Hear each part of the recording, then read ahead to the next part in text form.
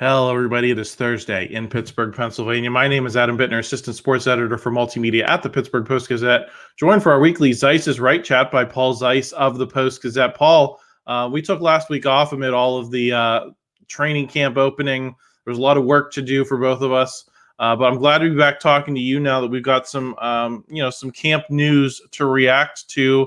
How are you? I'm doing good today, and hopefully the camp will start to pick up a little bit, though, Adam. It feels like there's not been a whole lot really to get all that excited about, but we're going to talk about a lot of it anyway. Yeah, we're going to get into talking about the Steelers rookies, the vibe around them. Are we going to see them earlier this season than we saw Broderick Jones, Joey Porter Jr. last season?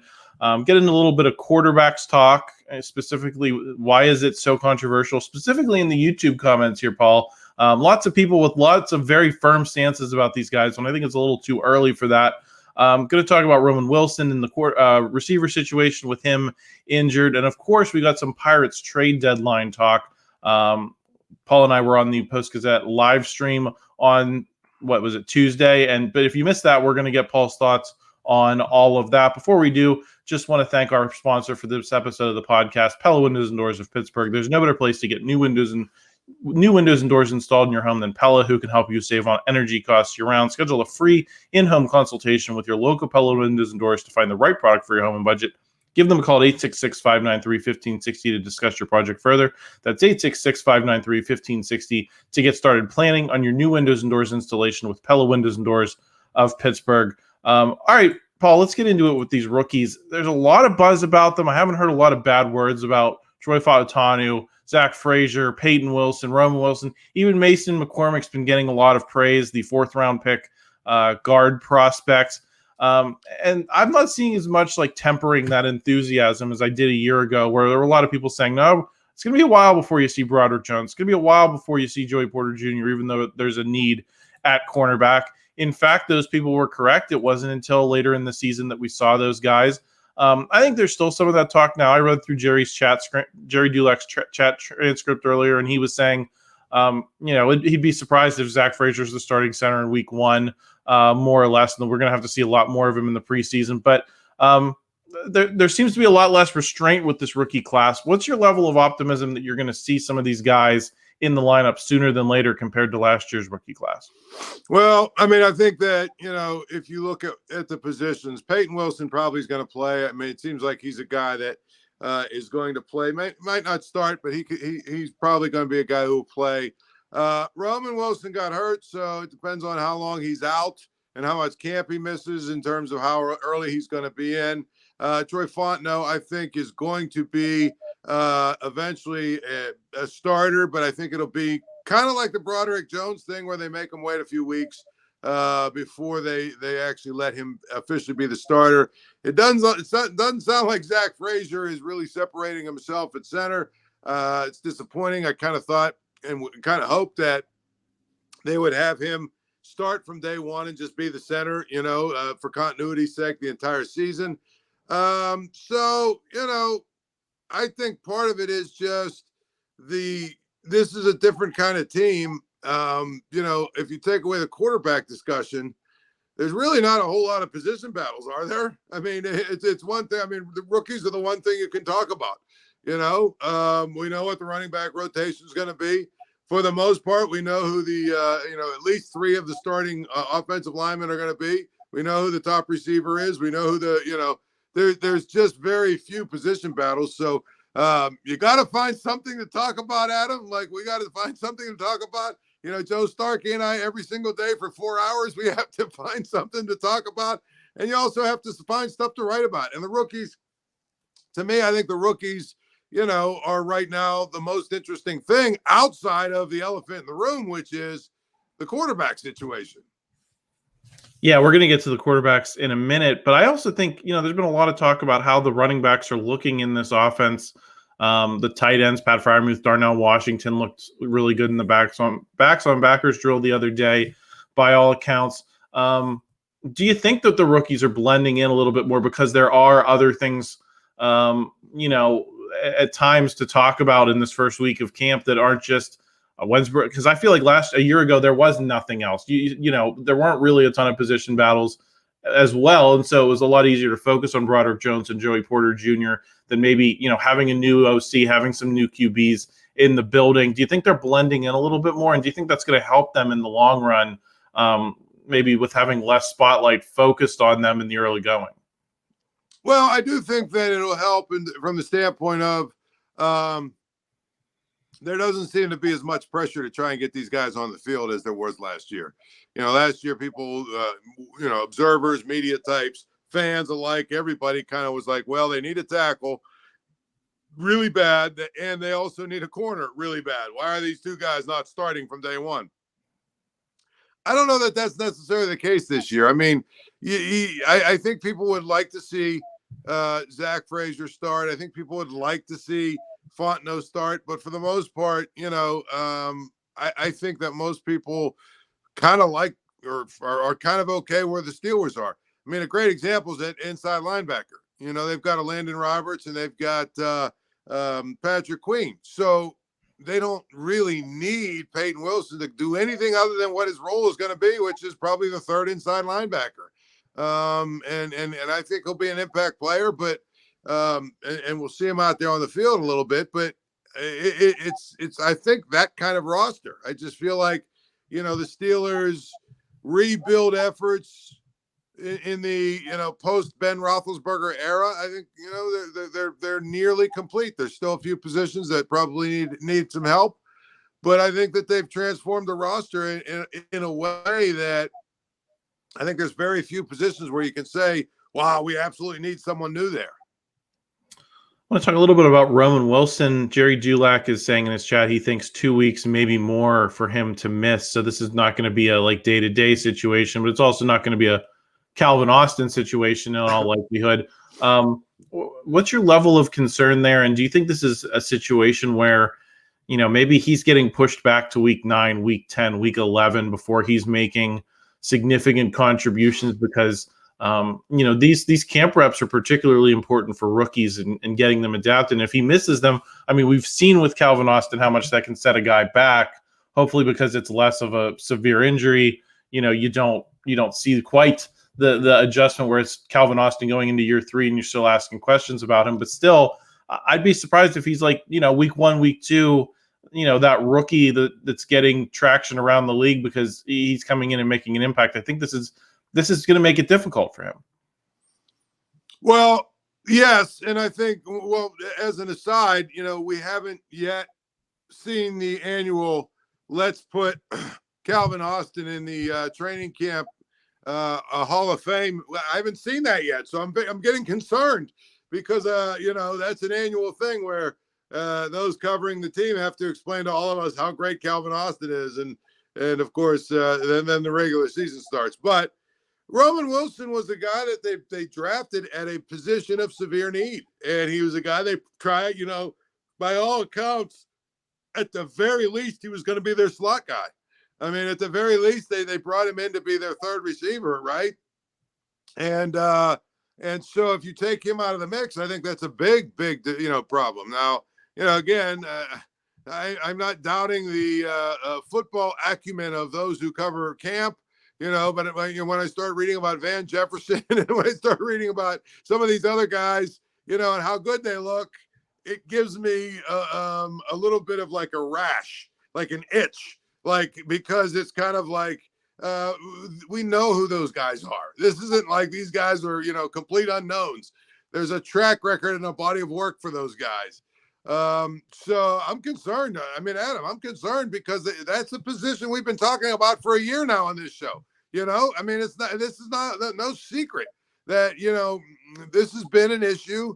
It's been something that they didn't address in the offseason, and they didn't address it, you know, in the preseason. And now it looks like they're not going to address it during training camp. I mean, to me, now you lose Roman Wilson, who's one of the guys that you were counting on to maybe give you a real spark at that position. That I think it's probably a more significant deal if he misses any amount of time than maybe some people do.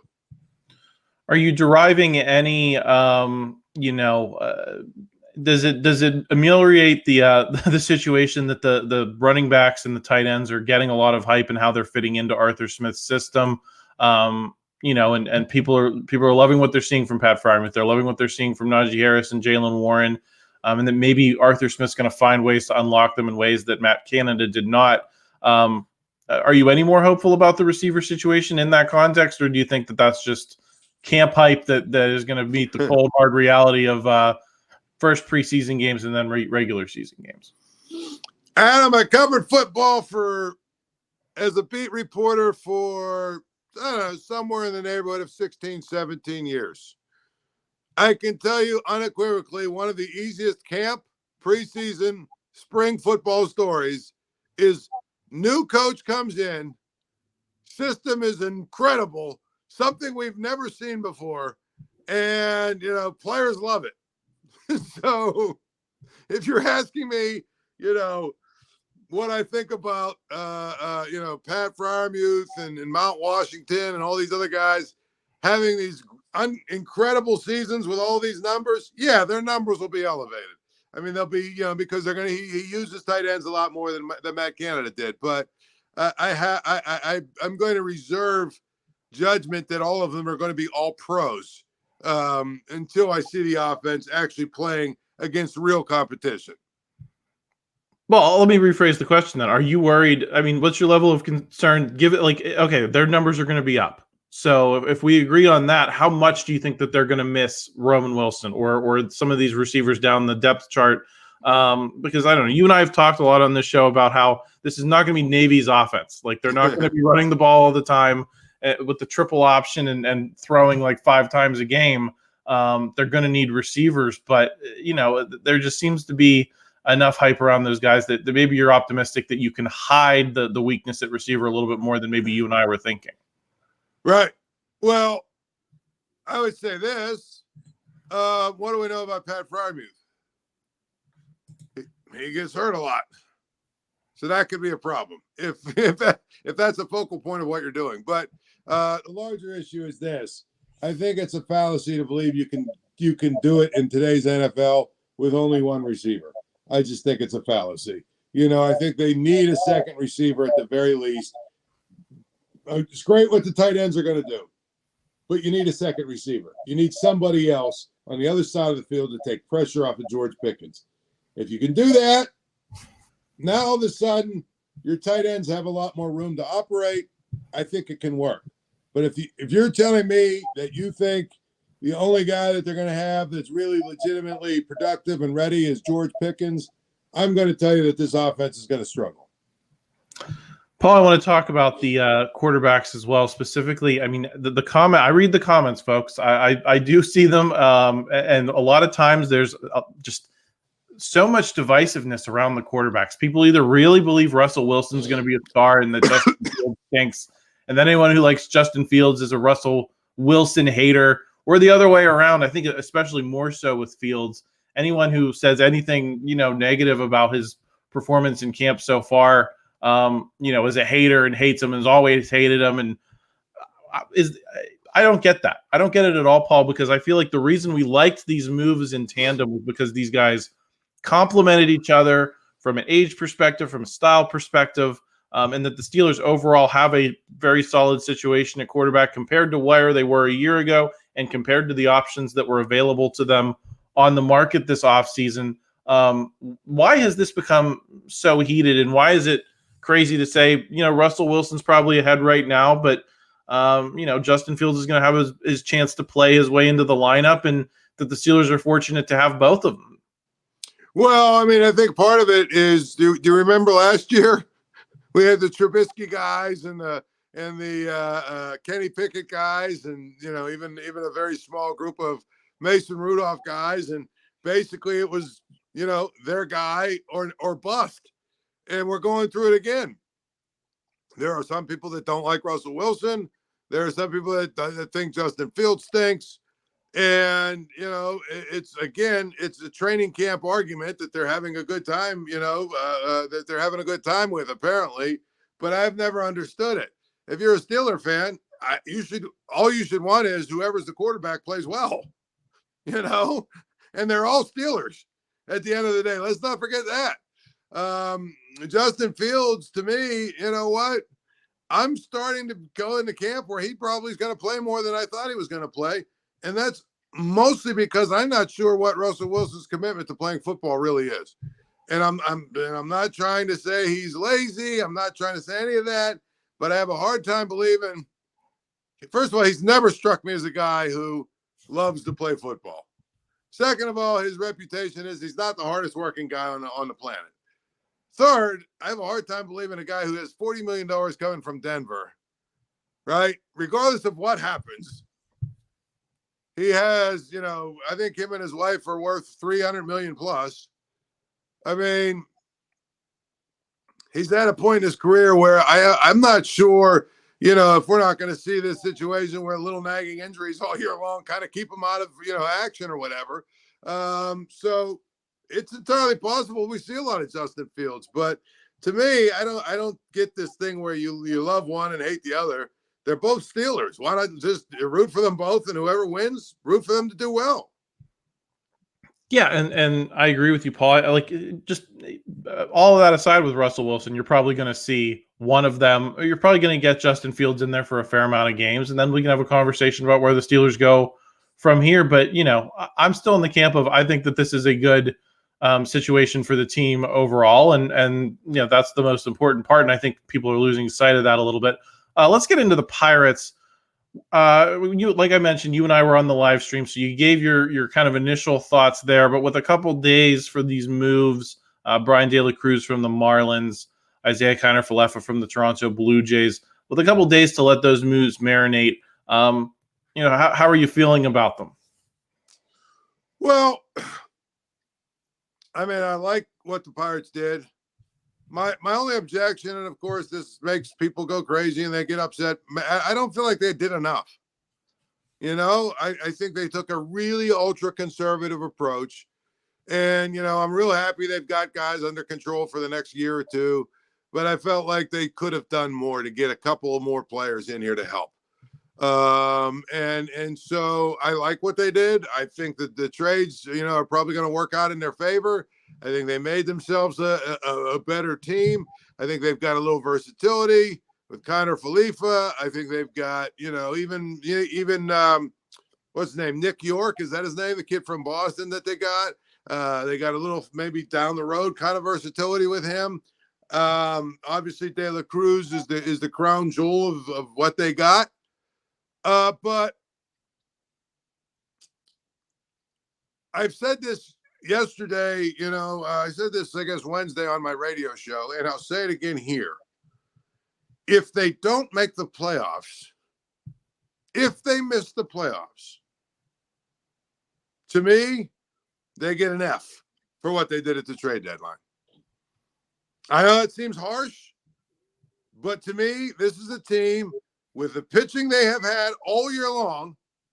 This is a team that should be expected to make the playoffs. And so if you didn't, get another bat, another, player or two, whatever, and it costs you 2 or 3 games and you don't make the playoffs, to me, I don't want to hear about how they've got control of these guys for 25 and 27 and all that other crap. This is now playoffs or bust in my mind. And so I will withhold judgment as to what they really did this trade deadline until the end of the season. Again, it seems like they, traded very little in terms of prospect capital and got a couple of key players that might help them win this year. That's always the goal, but now they got to go win. Well, in that context, Paul, how much pressure and how much heat should Ben Cherington be under for these moves, if they don't work? Given that part of the reason these moves had to be made in the first place at all is because you've undercooked so much talent within this organization. You got Jack Sawinski getting kicked back to AAA, no apparent help coming in the outfield. You've got how many times did we sit here and talk about all the guys they had in the middle infield? And I'm just going to name a few: Peguero, Gonzalez, Triolo, Bay.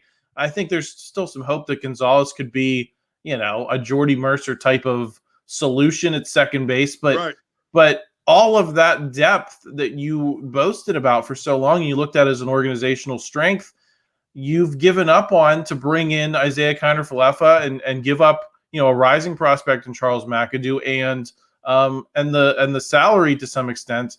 Should he be under pressure for these moves to work, considering that they shouldn't have been necessary?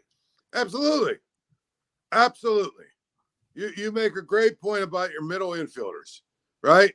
And the York kid is another one. Doesn't he play? I guess he can play the outfield, but he's a guy that plays second, third base, right? Right. But I'll even jump in here, Paul. You had to get him because you couldn't figure out Quinn Priester, who was one of your first round picks. Right. Exactly. But my point is, you drafted all of these guys, and I had to laugh after the draft this year when I don't know who it was, one of the writers or whatever was like, "Hey, great, our compiling the compiling middle infielders continues." But to be honest, I don't know if any of them really have worked out. Nick Gonzalez really had 3.5 weeks where he was, hit really well. But if you look what he's done since June 1st, and you're not concerned about it, I don't know what to tell you, right? He's I think his last home run was like June 10th or something like that, June 11th. His slugging percentage is way down since June 1st. His on-base percentage is terrible for, a second baseman. Basically, he's got 8 clutch hits or whatever you want to talk about it on his resume, and 3 weeks where his numbers were boosted. So really, like, if Kiner-Falefa becomes the everyday second baseman, that's probably a big indictment on the general manager. Would you agree with that? No, absolutely, I do, and especially because I mentioned that I think Charles McAdoo was ranked 29th in the system, but early on the stream, I think it was before you hopped on, I asked Jason where he thought he would land in the next prospect evaluation, and Jason thought top 15, top 10, was reasonable. So you didn't give up an insignificant prospect. Does that mean I didn't think they should make the deal? No, but you'd rather not have to make the deal at all because you've invested so much in those middle infielders that you keep Charles McAdoo in the system rather than having to go out and get a guy. I agree that they had to do it, but it sucks that they had to. What's your target win number right now, Paul? Where do you think they have to do to break out of this big pack of like 7 teams in this wild card race? Do you think it's going to be 84, 85 last year, like the Diamondbacks were able to slide in? Or do you think it's going to be closer to 90 wins? I think it'll be 83, 84. I think that's where they're going to be at. I don't see them like having this big I don't see them I got company here, by the way. I don't see them having this big jump. I think they're going to hover, what do they got? Like 54 games left or something, whatever it is. I think they're going to hover somewhere close to 27 and 27. I think that's what they're going to do. And so to me, it's one of those things where, 27 and 27 gets them, about 83 wins or something, 84 wins, something like that. So that's where I see them being. And I don't know that that's going to be enough. I think I look at what San Diego did, and if they don't make it, everybody should be fired from that front office, given how far all in they've gone and the contracts they've signed and taken on. I really believe that.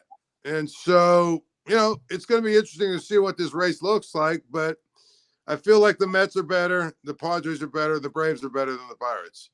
And I think that's probably how it's going to shake out. Is there any move that you thought was on the table that you think could have changed that for the Pirates? Like we talked, Brent Rooker was a name that didn't move. Luis Robert was a name that didn't move. I've seen this point made. A lot of these big names that people talked about, the A1 options that people thought going into the deadline, most of them did not move other than Jazz Chisholm, who, of course, Paul, as soon as they are rumored to be the team in second to the Yankees, it goes out and it's 4 home runs in like 3 days against the Phillies. Well, I would have liked to see them, do that real aggressive move where they got Jazz Chisholm and De La Cruz. There was some discussion about that. I would have been okay with that. You get those 2 guys. I felt like they could have gone out and gotten, again, Kiner-Falefa to me. If you get Kiner-Falefa and you get Jazz Chisholm and you get De La Cruz, that one extra bat would be huge. One extra guy that can drive the ball out of the park. That would be huge.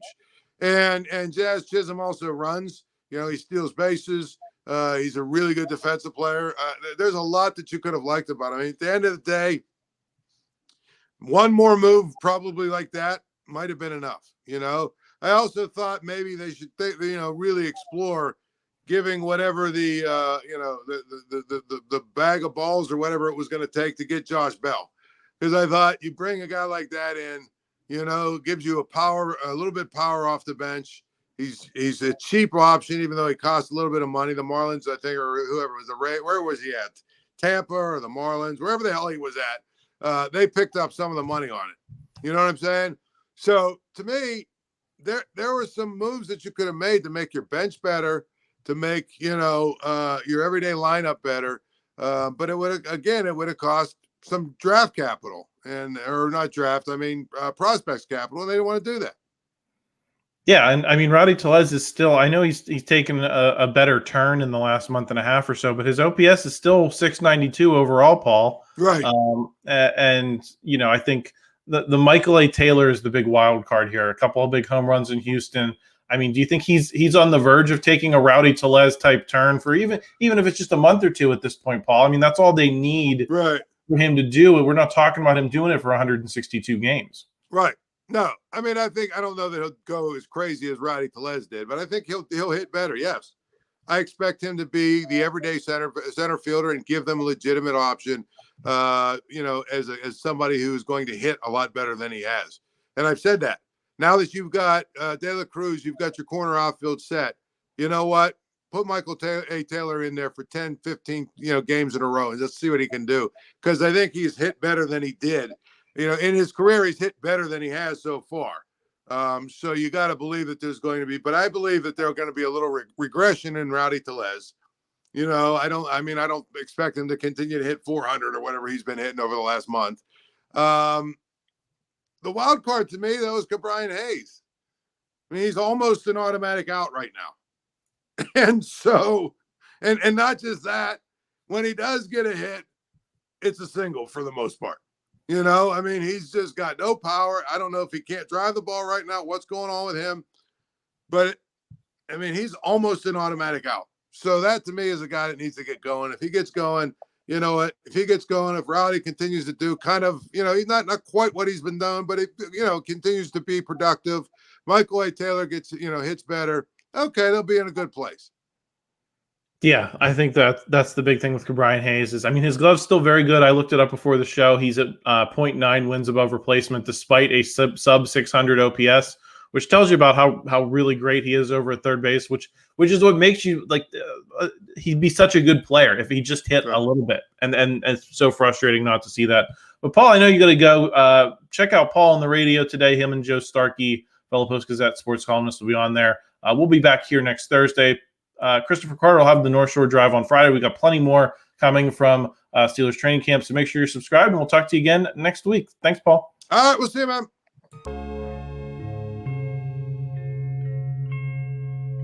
Thank you for checking out this content from Post-Gazette Sports. If you watch this video on YouTube, please like the video and subscribe to our channel. For all of the sports coverage the Post-Gazette has to offer, visit post-gazette.com.